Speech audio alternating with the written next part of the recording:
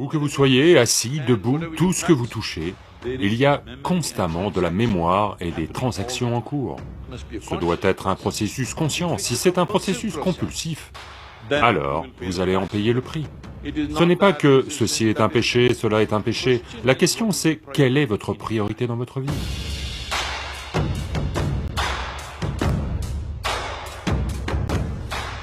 Sadhguru, comment une personne peut-elle rester fidèle à quelqu'un dans une relation? Est-ce naturel d'aimer quelqu'un et être pourtant sexuellement attiré par d'autres? Quelle est la marche à suivre ou comment gérer cela? Voyez, il y a une intégrité psychologique, il y a l'intégrité émotionnelle, mais il y a une intégrité biologique aussi.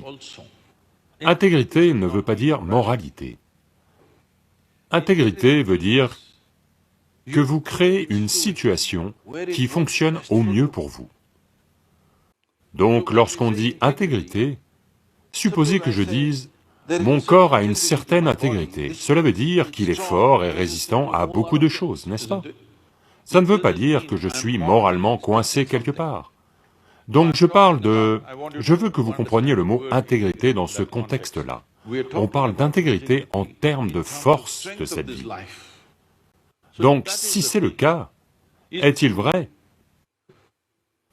Vous souvenez-vous à quoi votre arrière-arrière-arrière-arrière-grand-mère, il y a 10 générations, ressemblait? Vous vous en souvenez? Non, mais son nez est sur votre visage. Oui ou non? Le corps s'en souvient, n'est-ce pas? Le corps se souvient de vos ancêtres, il y a 1 million d'années. Oui ou non? Donc ce que vous appelez mon corps est un amas de mémoire, n'est-ce pas? Oui. De la mémoire ou pas? Voyez, maintenant vous passez du Népal à Shillong. Vous mangez beaucoup de cette nourriture, du Meghalaya. Vos traits ne vont pas changer, parce que votre corps se souvient de votre génétique, quoi qu'il arrive. Ou vous commencez à manger, disons, de la nourriture de vache ou de chien. Votre corps ne va pas être désorienté et devenir un chien ou une vache. Parce qu'il y a une mémoire évolutive en celui-ci. Faites ce que vous voulez, il n'est jamais désorienté, n'est-ce pas? Vous vous mettez à penser « je suis un chien » et à aboyer comme un chien, le corps ne va quand même pas changer. Oui ou non? Mentalement, vous pouvez, mais le corps a une mémoire très profondément enracinée. Donc tout ce corps, ce que vous avez, est essentiellement une certaine intégrité de mémoire. S'il perd cette intégrité de mémoire, alors, vous verrez, il va devenir vulnérable à tant de choses.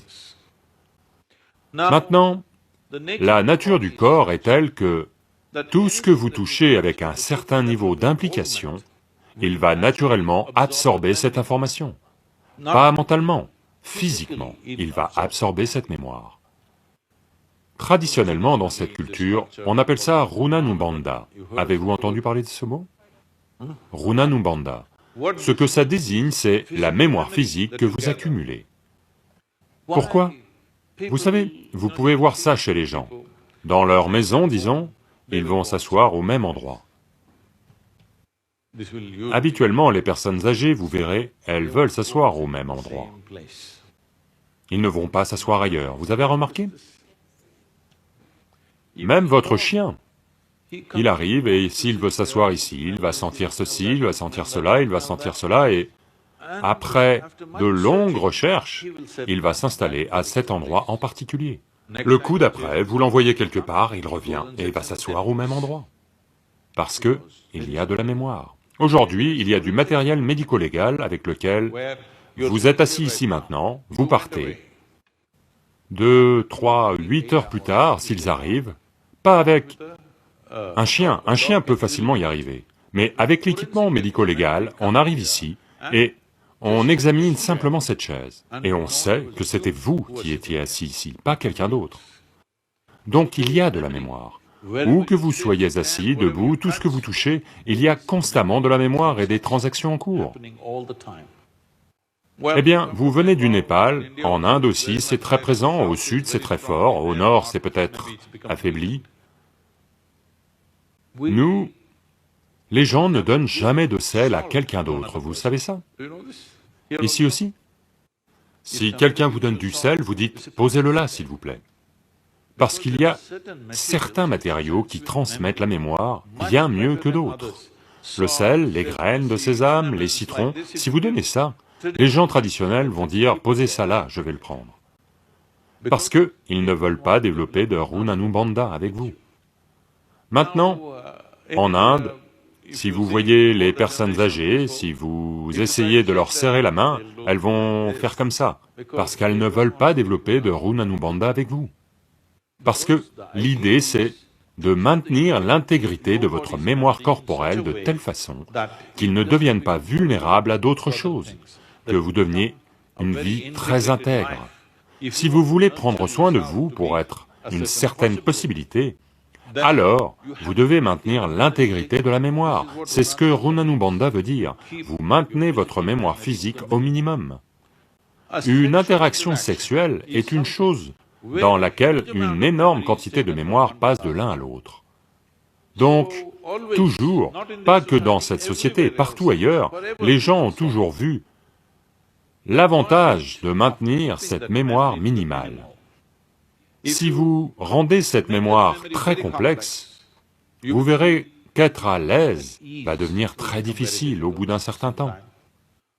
Il y aura du plaisir, mais il n'y aura pas de joie dans votre vie. Vous pouvez observer les gens, ne vous fiez pas à ce que je dis. Vous pouvez observer les gens, ils ont du plaisir, ils vont ricaner tout le temps, mais vous les regardez, il n'y a pas de joie en eux, il n'y a pas d'aise, parce que l'aise va disparaître avec une mémoire excessive. Ce n'est pas seulement avec la sexualité, il y a beaucoup d'autres choses que vous faites comme ça. En ce moment, vous voyez ça très souvent dans les sociétés occidentales. Partout où je vais, en particulier aux États-Unis, les gens arrivent, « Sadhguru, où est mon câlin ?» Je dis, « Il doit être avec vous. » « Pourquoi est-il avec moi ?» Ce n'est pas qu'à certains moments, quand vous vous sentez proche de quelqu'un, vous le serrez dans vos bras, c'est que, en permanence, vous devez toucher les gens. Parce que, aujourd'hui, les psychiatres analysent ces choses et disent, c'est parce qu'ils n'ont pas été suffisamment touchés par leur mère et leurs parents en bas âge. En grandissant, ils aspirent désespérément à toucher quelqu'un en permanence. Toutes ces choses ont un fort impact sur la vie. La quantité de contact physique à la naissance de l'enfant, cela va déterminer la quantité de contact physique qu'il va désirer plus tard. Et la mémoire qu'un nouveau-né recueille de la mère à ce moment-là, parce que jusqu'à ce qu'un enfant atteigne l'âge de 4 ans et demi, de bien des façons, au niveau énergétique, ce n'est pas une vie séparée. Il est toujours attaché au corps de la mère. À vrai dire, si les gens suivent la nature, jusque-là, ils doivent boire le lait maternel et être connectés. Jusqu'à 4 ans et demi, c'est comme ça que c'était naturellement. Donc l'énergie ne mûrit pas. À cette période, plus vous recevez de mémoire de la mère, mieux c'est pour renforcer celui-ci. Mais une fois que l'enfant commence à sortir et devient un individu, la vie s'organise d'elle-même. Les gens viennent me voir et disent « Sadhguru, pouvez-vous bénir ma fille, pouvez-vous bénir mon fils ?» La première chose que je demande c'est « Quel âge ?» S'ils disent 15, 16, 18 ans, d'accord. S'ils ont plus de 21 ans, je dis non, parce que, en vous bénissant vous, la bénédiction ne va pas à votre enfant. Peut-être qu'émotionnellement vous pensez encore « c'est mon enfant », mais en ce qui concerne la vie, elle est devenue pleinement séparée. En général, on considère que le cours de la vie dure environ 84 ans, ou 1008 cycles de la Lune. Le cycle de la Lune et notre corps sont très directement connectés. C'est uniquement parce que les corps de nos mères étaient en phase avec le cycle de la Lune que nous sommes nés. Autrement, on ne serait pas là, n'est-ce pas? Allô? Donc, on considère qu'une vie complète, c'est 1008 cycles de la Lune, qui sont environ équivalents à 83-84 ans. Donc si on franchit 84 ans, c'est considéré comme une vie complète. Dans cette période, le premier quart est le seul moment où elle est connectée aux parents. Après ça, l'enfant doit avancer. Parce que, énergétiquement, vous ne pouvez plus connecter ces deux vies. Donc c'est à ce moment-là que le désir, si vous n'avez pas créé suffisamment d'intégrité en vous-même, le désir d'un autre corps se multiplie.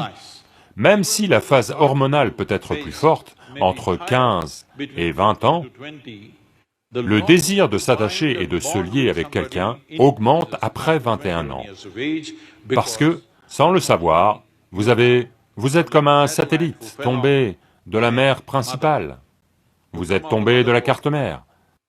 Maintenant, vous voulez vous attacher à quelque chose, à moins que vous ne développiez une certaine intégrité. C'est pour ça qu'entre 12 et 18 ans, il faut faire beaucoup de sadhana pour renforcer le corps, afin de ne pas vous lier désespérément à quelque chose ou à quelqu'un.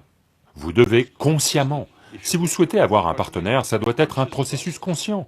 Si c'est un processus compulsif, alors vous allez en payer le prix. Ce n'est pas une question de morale. Ce n'est pas que ceci est un péché, cela est un péché. La question c'est quelle est votre priorité dans votre vie. Si votre priorité c'est de faire s'élever cette vie vers une possibilité plus élevée, alors vous devez être conscient. Si vous voulez vivre au hasard et partir, c'est ok.